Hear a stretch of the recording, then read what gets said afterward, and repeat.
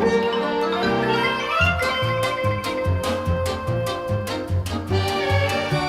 everybody, it's Chris Eads, Wootini over at GayGamer.net, here with another weekly video podcast.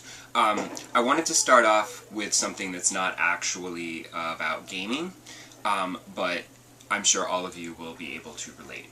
So yesterday we went to the movies, and every time I go to the movies, I find myself wondering, why do I keep going to the movies? Because people come in late, they get up and leave to go to the bathroom or whatever, get snacks, I don't know. They come back, they're walking in front of you, they're just milling about, people are talking, people pull out their phones, you hear phones go off, you see the glow of the smartphones.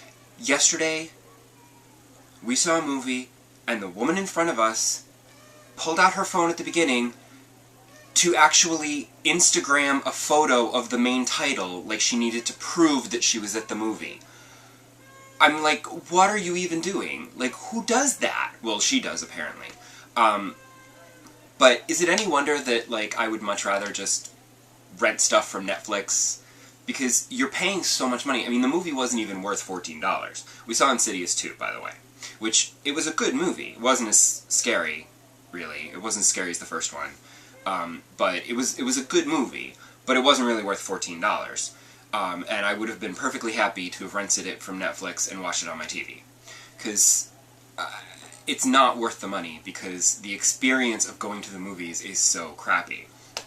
I mean, I kind of wish that I was around in the 50s, because I'm not that old.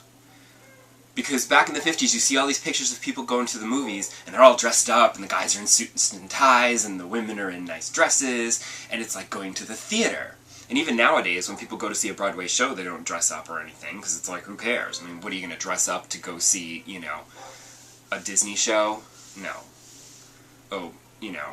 But I do wonder, though, if back in the day, in the 50s, when people were dressing up and going to the movies like it was theater, and they, you know, were they really respectful?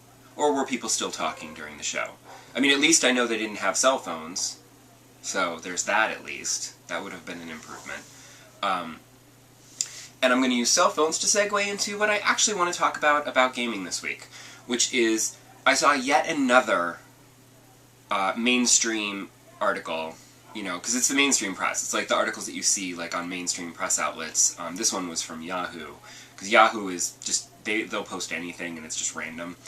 And it was yet another article about how Apple is poised to take over the handheld gaming market.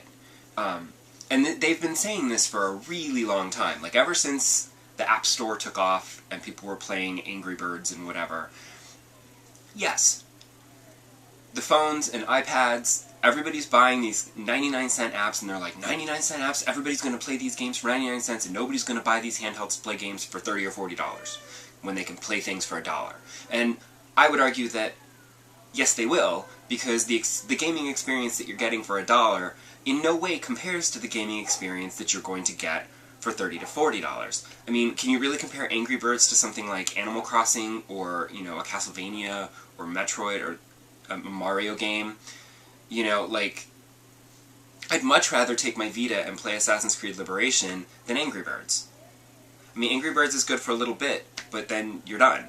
You know, or Candy Crush, which, by the way, I don't really understand how Candy Crush has become so popular and so addictive, because it's so super frustrating, and I don't get it. So, I guess maybe casual gamers don't mind playing the same level 50 or 60 times before they pass it, because as a proper gamer, I kind of, at that point, decide this is no longer fun, and I'm going to play a different game now.